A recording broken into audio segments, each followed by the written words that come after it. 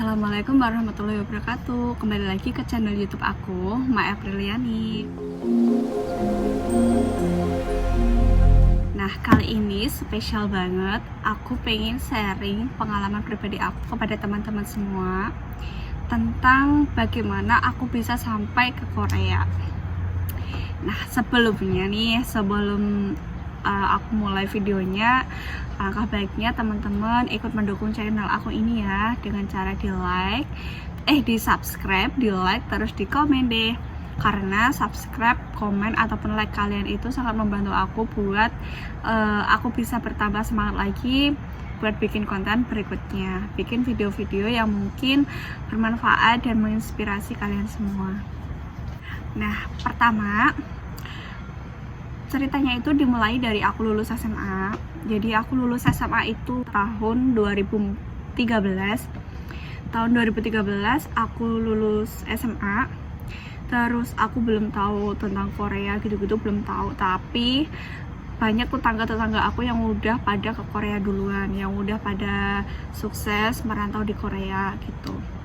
Terus akhirnya aku posisi itu masih bingung. Tapi aku tuh sebelum aku lulus sekolah pun aku tuh udah bisa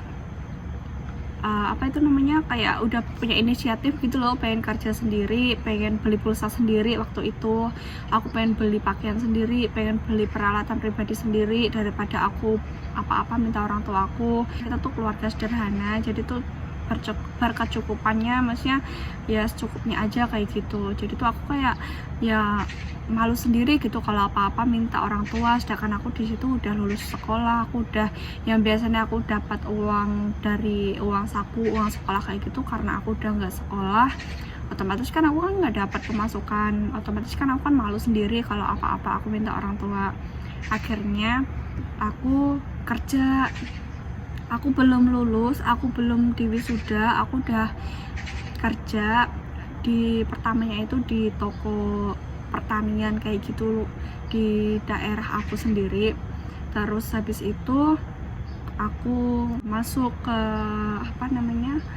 LPK.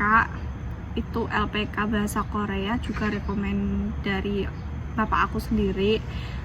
Kebetulan bapak aku yang cari-cari tahu tentang PK yang bagus tuh yang dimana gitu ya, maksudnya yang tetangga aku yang udah pernah kesana dan maksudnya bisa cepat ke Koreanya gitu kan. Soalnya pas waktu itu kan belum terlalu paham tentang Korea. Terus akhirnya aku kesana, terus aku udah dikasih tahu ini, terus aku udah mulai pembelajaran. Itu akhir tahun 2013 aku udah mulai sekolah kursus bahasa Korea. Nah, dari situ aku tuh bener-bener kayak masih awam banget tentang Korea. Terlebih aku tuh bukan tipikal orang yang suka K-pop, K-drama, apalagi aku tuh nggak paham gitu-gitu. Terus dari situ aku mulai belajar bahasa Korea. Aku bener-bener niat, aku bener-bener pokoknya pengen lulus, pengen bisa kerja di Korea, bisa membanggakan kedua orang tua aku.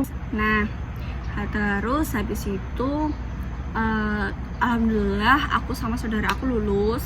Itu kalau nggak salah dulu tuh minimal tuh salahnya kalau nggak berapa ya, pokoknya tuh aku dapat nilai 180.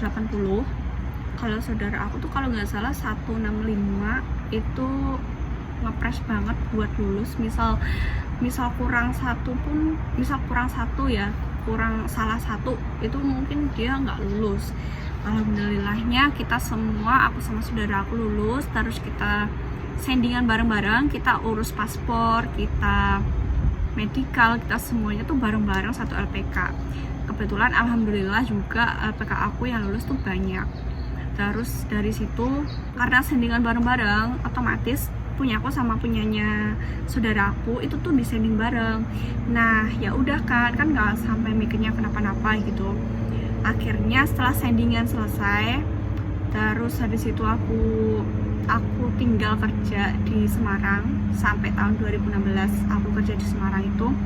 Jadi nggak tahu kenapa yang sendingan pertama itu punya aku dibatalkan. Otomatis nice dong. Ya siapa sih masih yang aku udah ngarep gitu, aku berharap gitu settingan aku lancar, terus nanti next tahun aku udah di Korea gitu kan mikirnya. Namanya pemikiran orang yang kasarannya berharap gitu ya, tapi ternyata semuanya itu salah. Maksudnya ya itu tuh yang justru mengajarkan kalau jangan berharap tuh sama sesuatu yang belum pasti gitu. Jadi tuh settingan aku dibatalkan, aku otomatis nangis. Posisinya aku sedang kerja di Semarang waktu itu, aku lagi kerja di Semarang, aku nangis, aku izin pulang, dan aku bingung. Aku telepon langsung sama pihak LPK aku ngasih tahu kenapa settingan aku dibatalkan. Terus dari situ aku disaranin buat ngurus ke yang di Ungaran Semarang itu BNP 3 TKI. Dari situ dari BNP situ terus aku diarahin lagi ke BNP 2 TKI pusat yang ada di Jakarta, yang ada di Pancoran. Aku sampai ke Jakarta sana ditemanin sama bapak aku ngurus sendiri sampai di sana. Aku dibawa ke lantai, kalau nggak salah lantai 5, kalau nggak lantai 6. Dan ternyata itu tuh gara-garanya itu punya aku sama punyanya saudara aku itu tuh atas bawah. Jadi tuh punyanya saudara aku misal di nomor 1, punya aku tuh di nomor 2. Jadi tuh anggapannya orang HRD Korea sini, anggapannya itu yang sending 1 orang, tapi yang ngirim tuh, tapi dia tuh ngirim 2 file, dia ngirim 2 kali. Jadi yang punya aku dibatalkan, punyanya saudara aku di ACC. Tapi bagaimana mungkin gitu kan, soalnya kan waktu kita tes pun kan kita kan pakai pakai sidik jari juga ya. Sebelum masuk kelas kita tuh pakai sidik jari, terus sidik jari kan beda-beda, terus juga dari segi nama, ejaan nama pun yang beda, cuma huruf belakang kan. Nah jadi tuh dikiranya punya aku sama punyanya saudara aku itu 1 orang, tapi sending 2 file. Nah habis dari situ aku berharapnya semuanya kan udah keurus, berarti semuanya kan udah clear. Aku berharapnya kan ya udah, berarti tinggal nunggu SLC aku aja, tinggal nunggu kolomku semakin ke bawah gitu kan. Nah nggak taunya sampai sandingan aku yang pertama itu selesai, itu masih aku mogok di nomor 2. Nah akhirnya sandingan yang pertama selesai, aku ngurus lagi sandingan yang kedua. Sandingan yang kedua itu aku inisiatif sama saudara aku. Jadi yang sandingan pertama itu saudara aku juga belum ada pertambahan, belum ada kenaikan kolom juga ya. Jadi aku sama saudara aku inisiatif buat sanding lagi yang kedua, ini yang sandingan terakhir. Jadi sanding lagi itu, tapi kita tuh inisiatifnya gini, karena dianggapnya tadi kan 1 orang kirim 2 file, gara-gara kolom aku sama kolomnya saudara aku tuh atas bawah persis. Jadi tuh kita punya inisiatif sendiri buat sendingnya tuh dijeda. Jadi misal yang pertama sending saudara aku, misal minggu ini saudara aku sending, jadi 2 minggu lagi aku tuh baru kirim ke kantor pos, baru ngepostin file aku ke BNP 2 TKI. Jadi dijeda 2 minggu. Nah itu inisiatif kita sendiri. Habis dari itu ya udah, aku udah dari pengalaman pertama aku udah nggak terlalu berharap, aku nggak mau ngarepin lagi, aku udah nggak mikirin lagi tentang Korea. Aku bener-bener kayak udah lupain Korea, sampai kosakata pun, bahasa Korea pun aku udah lupa, bener-bener aku udah nggak inget, maksudnya udah bener-bener nggak tahu gitu. Soalnya kan terlebih aku juga nggak suka K-pop gitu kan, nggak suka K-drama, nggak mengikuti Korea kayak gitu. Aku terlalu asik sama dunia aku yang ada di Semarang. Terus nggak tahu kenapa waktu itu bapak ibu aku kan lagi main ke Semarang, dia lagi ada di kosan aku. Nah waktu itu kalau nggak tahu kenapa tuh rasanya tuh aku tuh sebelumnya tuh tiap malam tuh kayak pengen, nggak tahu, kayak liatin kamar kos aku gitu. Terus aku lihat lemari baju aku, kayak pengen tak tata, pengen tak bawa pulang gitu. Rasanya tuh kayak pengen tak bawa pulang gitu. Nah dari situ nggak tahu kenapa aku iseng lah ngecek buat kolom IPS aku.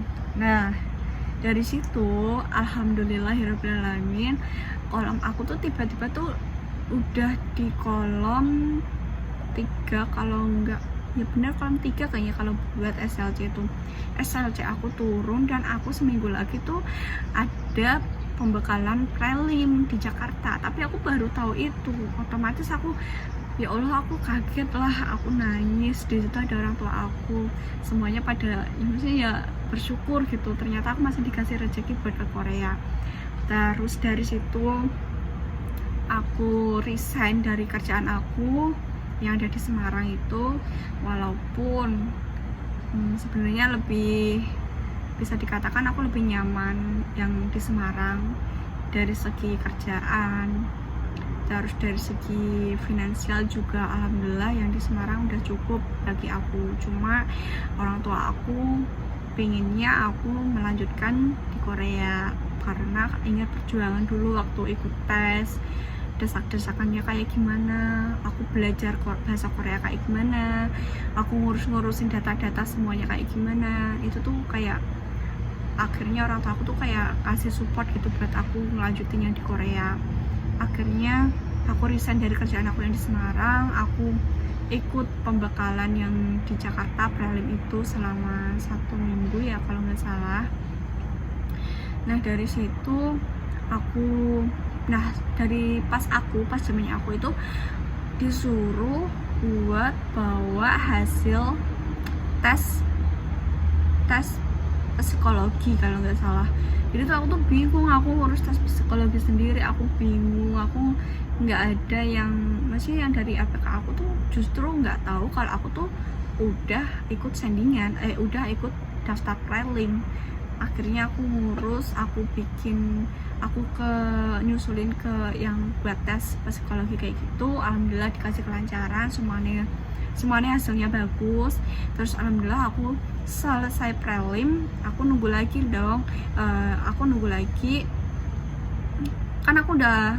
kan aku udah resign dari kerjaan aku yang di Semarang, aku otomatis nunggu yang di rumah.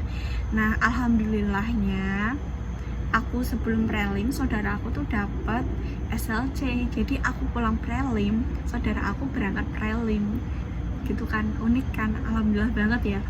Terus jadi tuh lucunya itu kakak kartu keluarga aku itu kan satu toh otomatis. Nah kakaknya itu tak bawa kan, aku prelim di Jakarta, saudara aku prelim di Semarang. Jadi saudara aku sebelum berangkat prelim ke Semarang, dia nungguin aku pulang dulu. Setelah itu kan nunggu lagi. Jadi tuh jangan ngarep setelah prelim terus semuanya tuh lancar. Jadi ada juga yang pengalaman teman aku, dia udah prelim, cewek, udah prelim, udah tinggal nunggu pemberangkatan tapi dibatalkan gitu aja. Jadi di Korea itu tuh bisa dibilang susah gampang, pokoknya harus benar-benar banyakin sabarnya. Nah jadi tuh prelim itu aku juga masih deg-degan dong, kan aku belum tahu pemberangkatan aku kapan. Katanya tuh paling cepat kan berapa minggu gitu. Aku tuh udah mau sebulan aku belum ada pemberangkatan. Akhirnya tepat menuju ke minggu keempat aku nunggu, aku dapat pemberitahuan buat aku pemberangkatan gitu. Nah aku udah seneng, alhamdulillah. Aku nggak nyangka, aku masa iya sih mau kerja di Korea, aku mau kerja jauh, kan sebelumnya aku nggak pernah kerja jauh-jauh. Kalau kerja di Semarang pun kan aku seminggu sekali pasti pulang, kalau nggak pulang tuh orang tua tuh nanyain terus. Jadi seminggu sekali aku kalau di Semarang pulang, mentok 2 minggu sekali aku pulang. Terus aku tuh kayak masih nggak nyangka gitu, maksudnya kok aku bisa ke Korea, bahasa Korea aku nggak tahu gitu.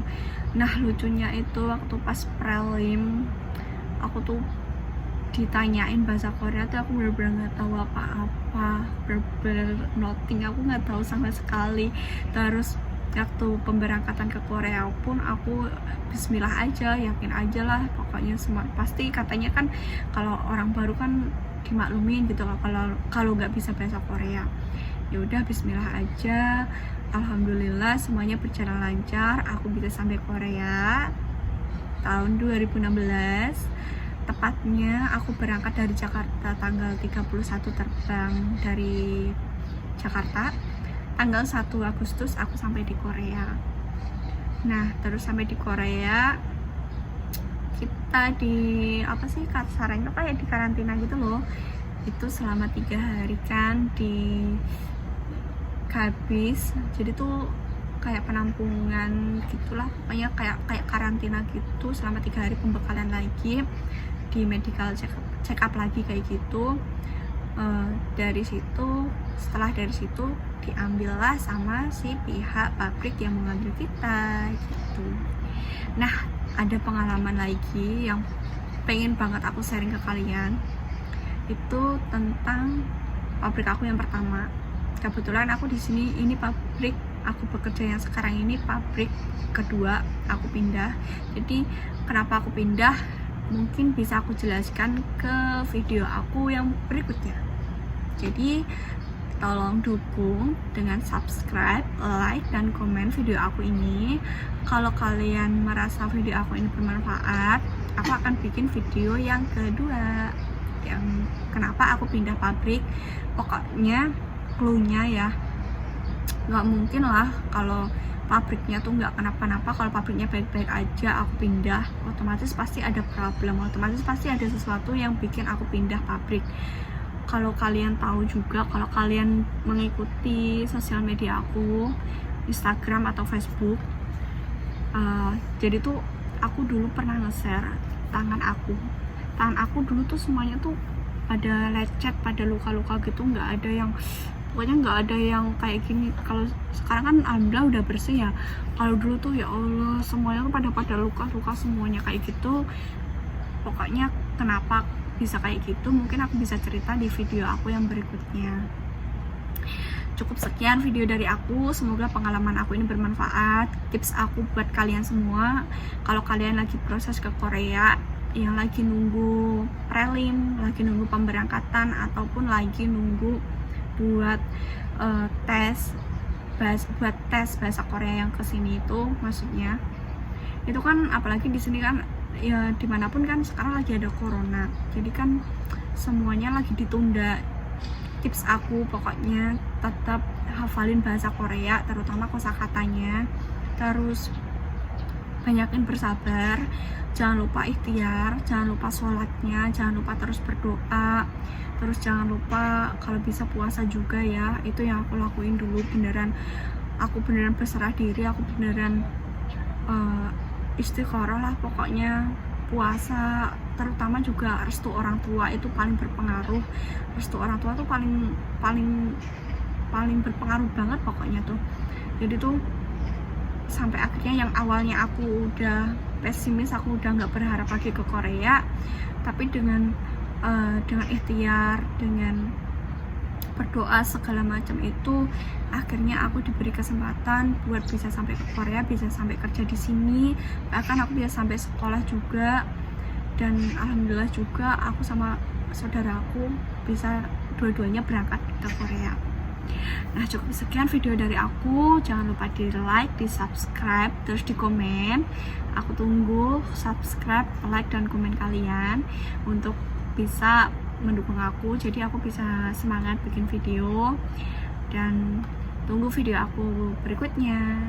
Terima kasih. Assalamualaikum warahmatullahi wabarakatuh.